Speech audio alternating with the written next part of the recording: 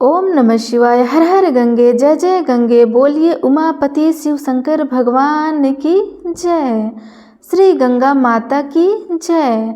प्रिय भक्तजनों, हर साल ज्येष्ठ माह के शुक्ल पक्ष की 10वीं तिथि पर गंगा दशहरा का पर्व मनाया जाता है। गंगा दशहरा के दिन माता गंगा की पूजा करते हैं और स्नान दान करते हैं।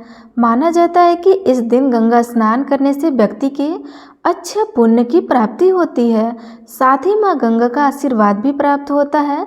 इस दिन सूर्य को अर्घ्य देने से व्यक्ति को आरोग्य की प्राप्ति होती है और गंगा स्नान करने से सभी तरह के पाप, रोग, दोष और विपत्ति से मुक्ति मिल जाती है और मोक्ष की प्राप्ति होती है। आप सभी को गंगा दशहरा पर्व की हार्दिक शुभकामनाएं। आज की इस वीडियो में मैं आपको सुनाने जा रही हूँ गंगा दशहरा के दिन सुनी जाने वाली गंगा अवतरण की बड़ी ही दुर्लभ कथा। प्रिय भक्तजनों, बड़े ही प्रसन्नचित मन से अब आप सुनिए गंगा दशहरा की यह पौराणिक कथा। बहुत समय पहले की बात है। सूर्यवंश में बाहु नाम के एक राजा हुआ करते थे। वे बड़े ही धर्मपरायण थे। वे अपनी प्रजा का पालन पुत्रों के समान करते थे। पापियों और द्रोहियों की उचित दंड भी देते थे, जिससे समस्त प्रजा निर्भर होकर धर्मपूर्वक रहते थे। उनके राज्य में अन्य धन की कोई कमी नहीं थी, जिससे समस्त प्रजाजन वहां सुखपूर्वक निवास करते थे। एक समय राजा बाहु के मन में अहंकार उत्पन्न हो गया। वे सोचने लगे कि पूरी पृथ्वी पर मेरे जैसा कोई राजा नहीं है।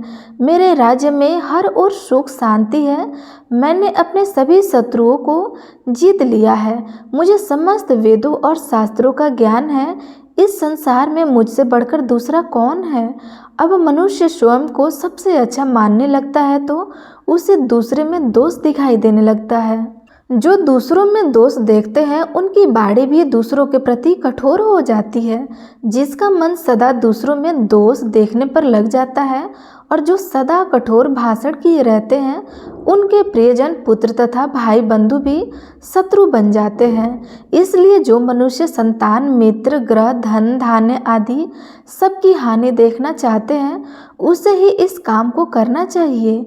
इस प्रकार अहंकार के बढ़ जाने के कारण राजा बाहु अत्यधिक उग्र हो गए और परिणाम स्वरूप उनके बहुत सारे शत्रु बन गए थे और ताल जंग कुल के क्षत्रियों से उनकी प्रलय शत्रुता हो गई थी और उनके साथ राजा बाहु का घोर युद्ध छिड़ गया।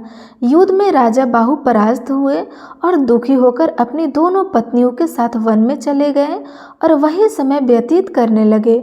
दुख और संताप के राजा बाहु का शरीर जर्जर हो गया और कुछ समय बाद वन में ही उन्होंने अपना प्राण त्याग दिया।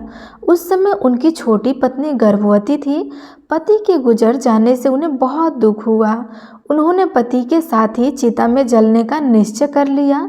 उस समय से कुछ ही दूरी पर और मुनि का आश्रम था और मुनि परम तेजस्वी पुरुष थे। उन्हें तीनों कालों का ज्ञान था।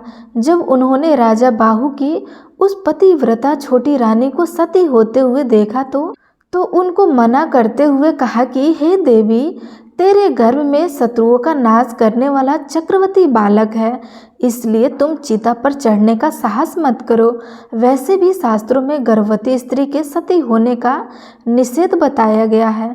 यदि तुम अपनी इच्छा से सती होना चाहती हो तो तुम्हें अपने गर्भ में पल रहे शिशु की हत्या करने का अधिकार नहीं है, अतः तुम्हें यह पाप नहीं करना चाहिए। मुनि के इस प्रकार कहने पर रानी उनकी बात मान गई और फिर दोनों रानियों ने मिलकर पति का विधि पूर्वक अंतिम संस्कार किया और ऋषि के कहने पर उन्हीं के आश्रम में रहने लगी और मुनि के आश्रम में रहकर दोनों रानियां महर्षि की सेवा सत्कार में अपना जीवन बिताने लगी। पर छोटी रानी अपने पूर्व के संस्कारों के कारण धर्म कर्म में विशेष रुचि लेती और मुनि के सुंदर प्रवचनों को अपने हृदय में धारण करके हमेशा परमेश्वर के ध्यान और भजन में लीन रहा करती थी, जिससे बड़ी रानी के मन में उनके प्रति ईर्ष्या होने लगी। और एक दिन बड़ी रानी ने छोटी रानी को भोजन में जहर मिलाकर दे दिया, पर ईश्वर की कृपा से छोटी रानी पर उस जहर का कोई प्रभाव नहीं पड़ा और ना ही गर्भ में पल रहे शिशु पर कोई प्रभाव पड़ा। समय आने पर छोटी रानी ने एक पुत्र को जन्म दिया और मुनि ने विष के साथ उत्पन्न हुए उस बालक का नाम सागर रख दिया। माता ने बालक सागर का बड़े प्रेम पूर्वक पालन पोषण किया। जब बालक सागर कुछ बड़ा हुआ तो और मुनि ने उसका यज्ञोपवीत संस्कार किया और उसे शास्त्रों का अध्ययन कराया, साथ ही अस्त्र शस्त्रों की शिक्षा भी दी। और मुनि की शिक्षा पाकर बालक सागर बलवान, बुद्धिमान और धर्मात्मा हो गए। एक दिन सागर ने अपनी माता से पिता के बारे में जानना चाहा। तब माता ने उन्हें सारा वृतांत कहकर सुनाया कि किस प्रकार सागर के पिता शत्रुओं से हारकर वन में आए और यहाँ और मुनि के आश्रम में सागर का जन्म हुआ। सारी कथा को जानकर सागर को भीषण क्रोध आया और उन्होंने माता के सामने प्रतिज्ञा कर ली कि वह अपने पिता के शत्रुओं का नाश करेंगे और अपना खोया हुआ राज्य वापस लेंगे। तब माता से आज्ञा लेकर सागर और मुनि के पास पहुँचे और उनका आशीर्वाद लेकर वहां से प्रस्थान किया और अपने कुलगुरु महर्षि वशिष्ठ के पास पहुँचे। कुलगुरु वशिष्ठ से मिलकर उन्होंने प्रणाम करके सागर ने उन्हें सब समाचार सुनाया। तब महर्षि वशिष्ठ सागर को देखकर बड़े ही प्रसन्न हुए और उन्हें अलग अलग प्रकार के दिव्य अस्त्र शस्त्र प्रदान किए। इसी प्रकार सभी दिव्य अस्त्र शस्त्रों से सुसज्जित होकर सागर कुलगुरु वशिष्ठ से आज्ञा लेकर अपने पिता के शत्रुओं से युद्ध करने पहुंच गए। सूरवीर सागर ने बहुत ही कम समय में अपने सभी शत्रुओं को पराजित किया। तब शक, यवन और बहुत से राजा अपने प्राण बचाने के लिए वशिष्ठ मुनि के शरण में पहुँचे। गुरु वशिष्ठ की बात मानकर सागर ने उन राजाओं को प्राण दान दे दिया। यह देखकर वशिष्ठ मुनि सागर पर बहुत ही प्रसन्न हुए और अन्य तपस्वी मुनियों के साथ लेकर सागर का राज्य अभिषेक किया।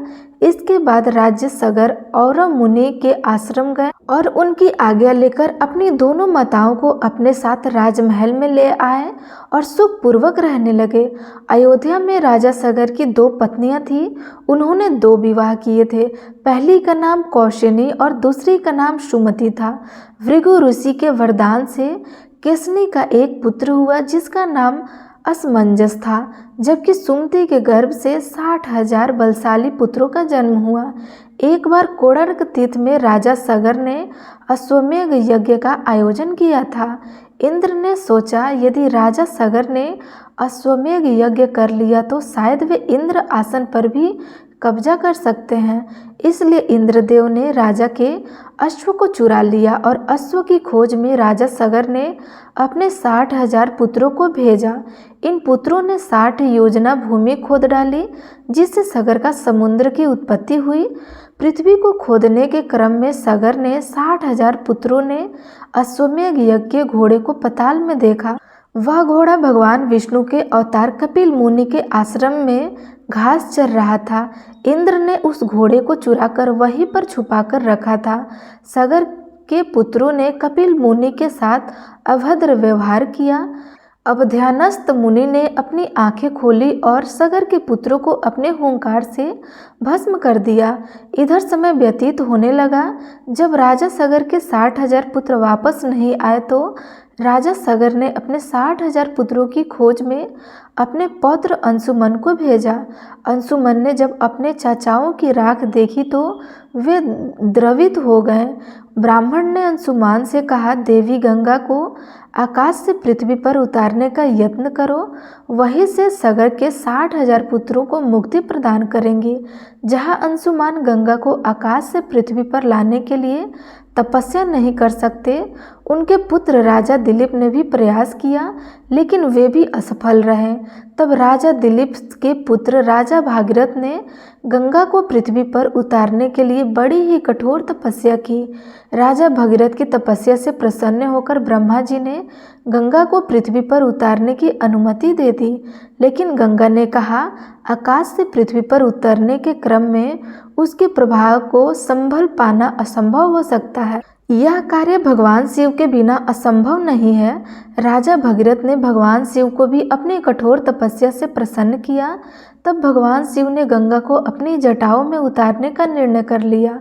तब गंगा आकाश से शिव की जटाओं में उतरने लगी तो उनके दर्प को देखकर शिव ने उन्हें अपनी जटाओं में कैद कर लिया। राजा भागीरथ के द्वारा भगवान शिव की एक बार फिर पूजा करने के बाद भगवान शिव ने गंगा को बिंदु सरोवर के पास अपनी जटाओं से निकाल दिया। बिंदु सरोवर से गंगा की 7 धाराएं निकल गई। गंगा की जो 3 धाराएं पूरब की ओर निकली उनका नाम जावनी, पावनी और नलनी पड़ा। नलनी नदी को ही आज हम ब्रह्मपुत्र नदी के रूप में जानते हैं। पश्चिम दिशा की ओर गंगा की जो 3 अन्य धाराएं निकली जिनका नाम सुचुच, सीता और सिंधु पड़ा। दक्षिण दिशा की ओर स्वयं गंगा राजा भागीरथ के पीछे चली। मार्ग में गंगा के प्रभाव को देखकर तपस्वी महामुनि जनु क्रोधित हो गए, क्योंकि वे तपस्या कर रहे थे। गंगा के प्रभाव से उनकी तपस्या में विघ्न आ रहा था, तो उन्होंने गंगा को पी लिया। राजा भगीरथ के अनुरोध करने पर महामुनि जनों को क्रोध शांत हुआ और उन्होंने गंगा को अपने कानों के छिद्र के रास्ते प्रवाहित कर दिया। इसी वजह से गंगा का नाम जावनी भी पड़ा। राजा भगीरथ के पीछे पीछे गंगा समुद्र तक आई और इसके बाद पाताल में प्रवेश कर गई। पाताल में राजा सागर ने 60,000 पुत्रों को राह को गंगा से स्पर्श किया और उन सभी पुत्रों को स्वर्गलोक की प्राप्ति हो गई। इसलिए राजा भगीरथ के नाम पर गंगा का एक अन्य नाम भागीरथी भी पड़ा। गंगा की पृथ्वी पर अवतरण के बाद ब्रह्मा जी ने वरदान दिया कि जो भी गंगा के जल में स्नान करेगा उसे जन्म और मृत्यु के चक्र से मुक्ति मिल जाएगी। जो भी इस गंगा अवतरण के दिन, गंगा दशहरा के दिन गंगा में डुबकी लगाएगा उसके 10 पाप स्वतः ही नष्ट हो जाएंगे और उसके घर में सुख समृद्धि का आवास सदैव बना रहेगा। भोलेनाथ उससे सदैव प्रसन्न रहेंगे। तो एक बार आप सभी भक्तजन प्रेम से बोलिए गंगा माता की जय। हे गंगा माता, जैसे आपने भागीरथ के कार्यों को सिद्ध किया, उनके पूर्वजों को मुक्ति दिलाई, वैसे ही इस कथा कहानी को सुनने वाले और कहने वाले, ये हुंकार भरने वाले सभी भक्तों पर अपनी कृपा बनाए रखना।